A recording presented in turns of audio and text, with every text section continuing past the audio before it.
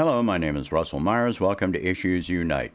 So, Saudi Arabia and Syria have restarted their diplomatic ties. So,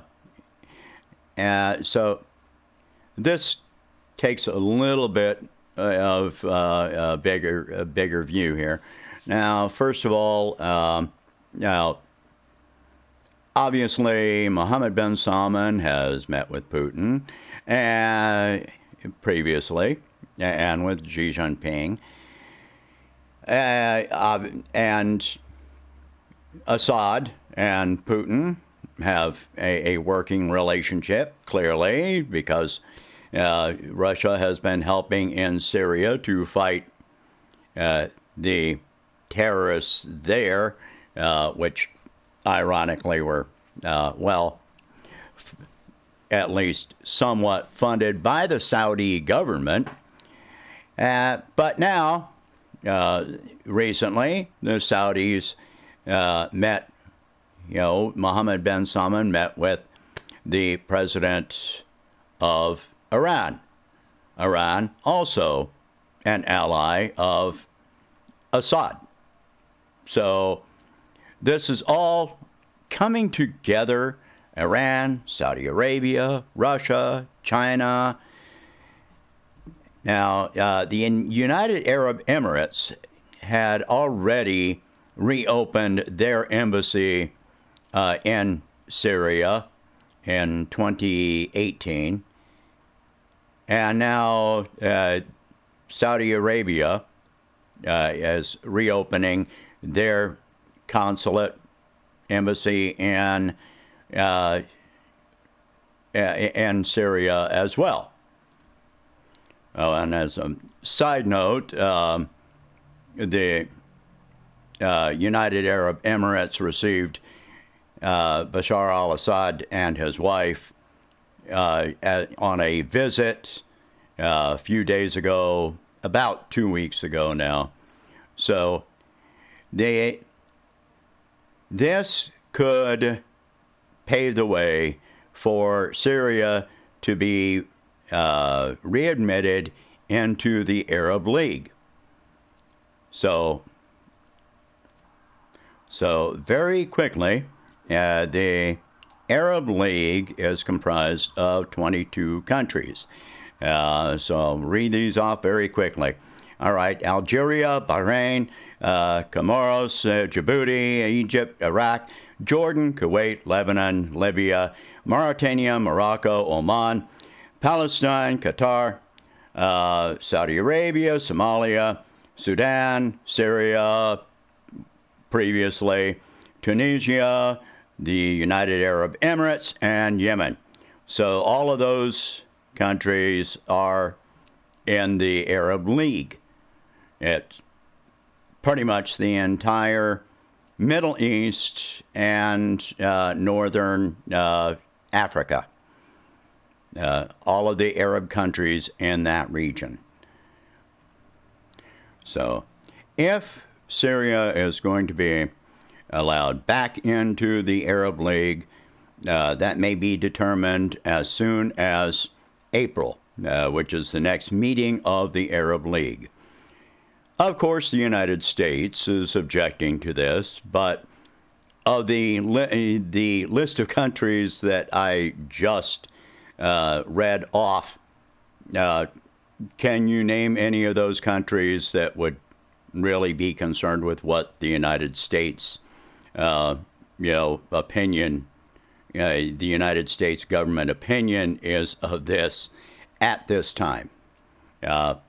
Probably not. I can't think of any that would really take that into major consideration. In addition, Saudi Arabia is now petitioning to join the Shanghai Cooperation Organization on top of, petitioning to join the BRICS alliance. So they are forming more alliances in the East as the United States is further separating ourselves from Saudi Arabia, OPEC, OPEC Plus, the Arab League, etc. We are separating ourselves from the East, and the East is gathering more cohesion among those countries, and also with South Africa. Well, now Northern Africa and Southern Africa are all making closer alliances with one another. Now, you will actually hear some of the reports on these events in Western media, but with a slant on it, putting an emphasis on the U.S. government's view on the matters, which doesn't actually matter.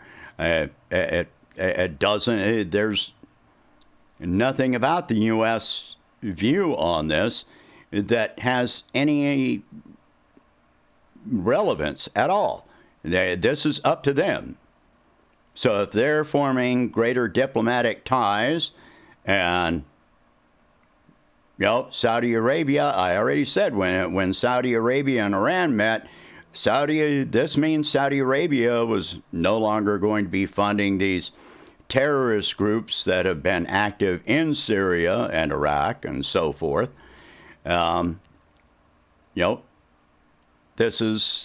These are big developments. The implications of this is what you will not hear in Western media. We are living in a multipolar world. This is a division between East and West. Meanwhile, Ursula von der Leyen, president of the European Union, I think, she came out with a speech, I think yesterday, talking about basically some kind of division between Europe and China, even as she was saying, well, we can't really separate ourselves from China, but we need to separate ourselves from China. What do you even mean? But, she's just, stepping to the drum beat that the U.S. administration is telling her to dance to. That's it. That's all she's doing. And no matter what harm it may do to Europe. And in this case, even more than with Russia, this can do major damage to Europe. So it's very possible that some European countries could withdraw from the European Union to form greater ties with China, if not Russia. And in some cases, some of those countries may withdraw, pardon me, to strengthen their ties with Russia because it's more economically, viable to have those ties. It's more beneficial to them to have ties with Russia than with the United States. In fact, it's damaging with the cost of fuel and other goods that are imported there from the United States as compared to Russia, China, etc. It's more beneficial for them to have closer ties with those countries than with the United States. So these are big developments. It's all happening in rapid fire succession. And my allergies. I'm just kind of sitting back and waiting to see what else is going to happen next. Anyway, share this video, talk about these subjects.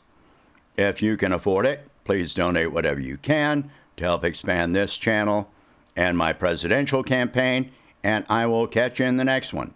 Let's wait and see what else comes up. Thank you for watching. Have a good day.